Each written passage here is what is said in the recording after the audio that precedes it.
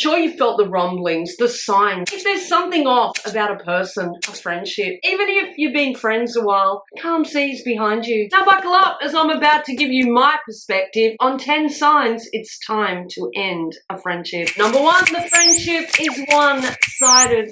The moment the realization dawns that a friendship is imbalanced against you, it has been a while, and you can't remember the last time this person did anything for you. The list is never ending of things you've done for them. Not to keep score, but we're not stupid, yeah? I think we all go through phases where more is withdrawn from the friendship then he's deposited back in, but this usually evens itself out over time. But what about when it never evens itself out and you are left feeling 50 shades of fucked sideways and frayed? When everything is always about the other's needs, wants, woes, and happiness, and never about your own. Something's eventually got to give. We ain't their pack horse. Time to try to tip the scale to even proportion. The other person fights against evening things out. Then perhaps it's time to say sayonara and hit the road, Jack. Number 2, you are a convenient friend.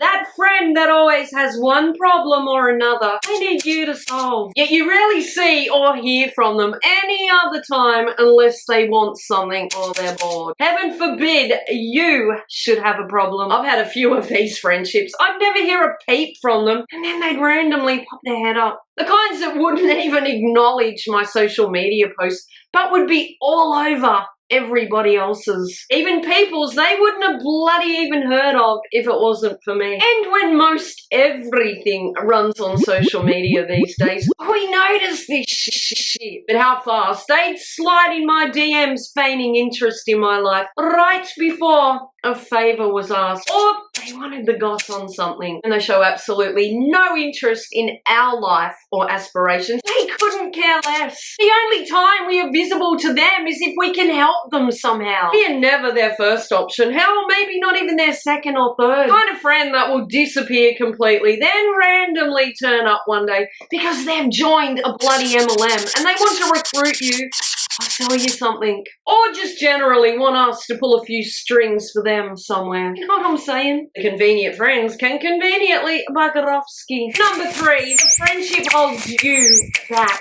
Ever felt like you can't be totally yourself, and if you go after your hopes or aspirations, then you feel like you're treading on toes. Their bloody toes. So you walk on eggshells. You feel like if you progress in life, then you're somehow betraying them, doing them wrong. Afraid to tell them of your wins because you know they'll sap the happy right from you. Well, this shit right here is a red flag. That dynamic is unhealthy as hell. Friends are supposed to encourage and motivate us, not have us shrinking ourselves down to fit in the box that makes them most comfortable. If your values start clashing and you want completely different things in life but are made to feel guilty because your ideals and goals no longer align, things are going right for you, you're just not getting anything out of the friendship anymore and you're often left feeling dismissed or diminished, then hell yeah, the friendship's holding you back. You're feeling more anxious than excited about seeing them. And this is another warning. Your inner alarm is signaling. If you cannot flourish in the friendship and be your best self, then yeah, it's on a fast track to nowhere good. Number 4, they are never happy for you. The passive, aggressive, backhanded compliment friend. That friend that seems to get broody anytime anything good comes your way. Forever comparing you poorly to themselves or someone else they know. We often pick up on the snarky comments but try to brush them off as our own imagination. But more often than not, they are not. Or they start griping on about how we get all the luck and they don't, even when we've worked our asses to the bone. These digs are their way of tapping into our psyche and undermining our self-confidence. Friends are ecstatic when we are winning at life. They are happy when we are happy, sad when we are sad. There should never be competitiveness or pissing competitions of comparisons. And if you're tolerating that shit, then give yourself an uppercut. The genuine are the first ones there cheering, that's my friend. Not ignoring our accomplishments, pretending not to see. They don't discourage us from things that will help us grow and shine. True friends don't get jealous, try to belittle, sabotage, or undermine. Number 5, they are possessive. Naturally, when we think we are close to someone, we want to feel we are as important to them as they are to us. We all want to belong. We all want to be included, and it's damn nice to feel cared about. When that possessiveness becomes extreme, you're made to feel guilty, ghosted, or what for choosing to spend time with others here or there. Then something's got to give. I'm not talking about throwing a party at your home and inviting everyone but that one friend. But if you've no plans with that person and casually decide to spend time with other friends, and that other friend gets snarky, then it's time to step away. As grown adults, they should be secure enough in themselves and our friendship that we can catch up with other friends without them taking it as a personal attack, especially if they themselves have other plans at the time. When friends cross the line of possessiveness and think we have no right to associations beyond them, then that's treading on dodgy territory. Do as I say and not as I do territory. If they then feel they have the right to be mad at us for having life beyond them, then the demise of that connection is like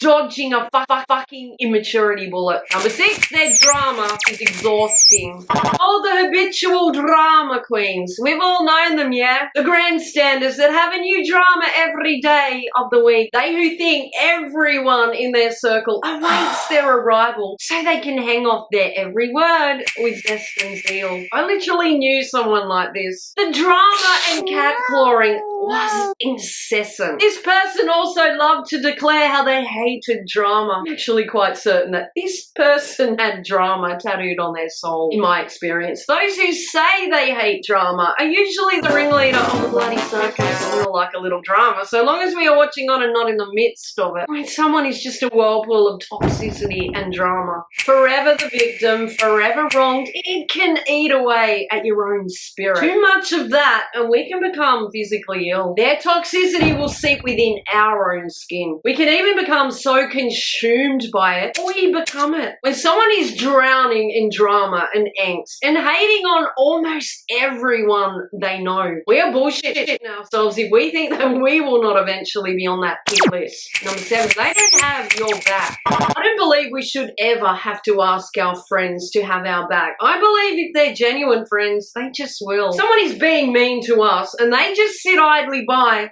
and say nothing. Especially if there's someone who proclaims to take no shit. And this speaks volumes. I'm a big believer that true friends say nice things behind our backs and playfully to our face give a shit. And my good friends know this about me. I've actually had people think I don't like them because I'm too polite to them. True story. And in actual fact, I've just not yet built that rapport with them. I would actually question anyone that proclaims to be my friend but doesn't have my back, whether it be in person or on social media. When our friends don't openly support us, what is the message there? Friends will support us. They won't just expect us to support them. They won't support acquaintances and ignore their friends. Number 8, they don't come to you if they have a problem. Someone feels comfortable enough to put us down to a friend, then one has to wonder. I believe true friends will always give us the benefit of the doubt too if someone is talking shit about us. We as humans find the odd person, acquaintance, co-worker, peer, client unlikable or irritating. They offend us, tread on our toes, or hurt our feelings. Well, some days they may just look at us the wrong way if we're in a bloody mood. We are all imperfect beings. Not many of us would be above venting to our friends, right? Those we think we can trust. We are speaking facts from our own perspective. We vent, we move on. We should be able to do this with our friends and know it's a safe place and won't go any further. What if we are amongst snaky fuckers who like to play both sides and cause trouble? Kinds that will twist and turn things to suit their own narrative and even say we've said things that they've in fact said. Yep, sadly grown-up adults do this. We will never control this. These kinds are just born bricks. Gotta believe karma will sort them out. But what I find more disgusting is when others believe them. Others we've been good to that go on the attack or just suddenly ghost us without ever having the decency to ask us our side of the story. I find these people just as bad as the slithery snakes carrying the gossip. Letting these guys go is a win-win. They are willing to think bad of us based on hearsay, then they were never our friend. And they don't deserve us. Number 9, you can't trust them. Some kind of rolls on from the last one. We get suspicious our friend is acting shady and might be repeating things we've told them in confidence to cause trouble. Said in private should remain just that, even if the friendship sours. Have some moral code. I'm not talking about talking to another friend if we are concerned about someone or trying to make sense of a situation, or if we all witnessed an outburst or shitty behavior and we're like, what the fuck? Be real, we've all done that. And our friends have most likely done it too. Not with malice, just bewilderment or worry. Probably not our absolute closest friends, but within a circle of friends. We can't trust our friends. Are they even our friends? We mean to them what they mean to us. This will never be questioned. Number 10, they subtly belittle you. When our friend tries to look good at our expense, even if they think we're too stupid to pick up on it, and they try to make us look lesser so they can look more. And playful jabs should only go so far and should never cross the line of disrespect. Our friends should be our safe harbor that we only have to look at and they know what we are thinking. When we are left embarrassed and scratching our head, wondering what the hell they were thinking, then this ain't good. You consider someone a friend. Don't do that. We walk away from a friend feeling good about ourselves, light and uplifted, and this is a good dynamic. But when we walk away feeling heavy and like we've been shagged through a hedge backwards, and this dynamic is unhealthy. Something feels off. It typically is. Value yourself enough to know when a friend belittles you, it's not normal. A true friend will never make themselves feel big by making you feel small. And a friend that makes you feel like shit, are they a friend worth having at all? Don't rush off. Be sure to check out this video next. Thanks for watching.